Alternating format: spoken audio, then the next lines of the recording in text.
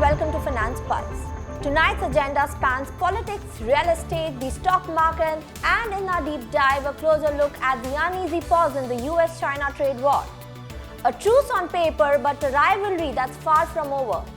Here are the top headlines of the day. Fresh off election setbacks tied to cost of living frustrations, President Donald Trump has floated a new idea, the 50-year mortgage.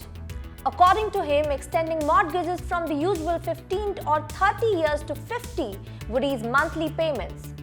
All it means is you pay less per month. He said it in an interview that aired Monday. But here's the catch. The housing industry isn't convinced.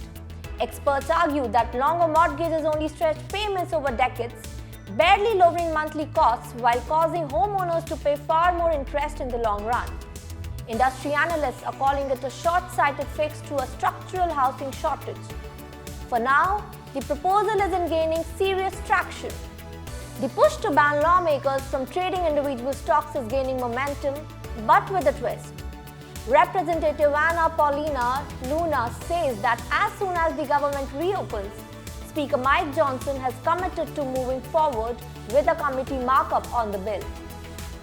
Luna called it a big win for America, but there's uncertainty about timing because no firm reopening date has been set.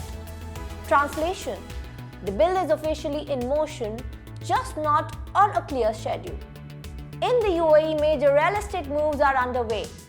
Aldar, one of Abu Dhabi's leading developers and investors, has acquired 2 industrial and logistics assets from a subsidiary of Adports Group. The deal is worth 570 million dirhams or $155 million. The acquisition strengthens Aldar's recurring income portfolio, showing continued confidence in industrial real estate as supply chains modernize. Now, the big story, the US and China have entered a trade truce, but underneath the calm surface is a geopolitical chess match. Several measures from the deal signed last month took effect on Monday. The US rolled back tariffs linked to fentanyl-related imports from China, cutting them in half to 10%. It also extended a tariff reduction agreement, lowering the reciprocal rate from 34% to 10% for 1 more year. In return, China rolled back export controls on key materials critical to high-tech supply chains, including gallium, germanium, antimony, synthetic diamonds, and boron nitrides. These minerals are essential to semiconductors, defense equipment, and advanced manufacturing. Analysts say this is less about cooperation and more about strategic positioning. Morgan Stanley economists note that China is keeping the legal framework for export controls intact, maintaining what they call a calibrated choke point to preserve leverage. At the same time, China is reportedly developing a system to block rare earth exports to companies with links to the US military. If implemented, that would make it harder for aerospace and automotive firms with defense contracts to access Chinese materials. More easings followed. China added 13 fentanyl precursors to its export control list, requiring licenses for shipments to the US, Mexico, and Canada.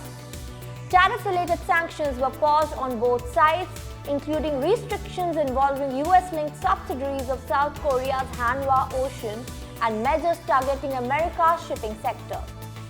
The US Trade Representative reciprocated, suspending its measures for 1 year. And there's agriculture in the mix. According to the White House, China agreed to purchase 12 million metric tons of US soybeans this year and 25 million annually for the next 3 years.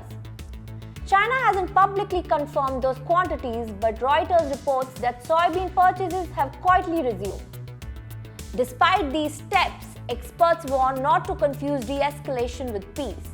China's economy is slowing, growing just 4.8% in the third quarter, the lowest pace in a year.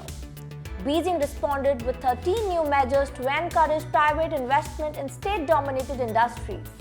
Neil Thomas at the Asia Society says China isn't looking for a grand bargain, only time. In his words, Beijing wants a truce to buy time and build leverage, betting that its strategic resolve will outlast Washington's. The message from analysts: This is not the end of the trade war, it's a pause. Rolling negotiations, flare-ups and tactical moves may now be the new normal. That's all in Finance Pulse for today. Follow the Finance 360 for more updates.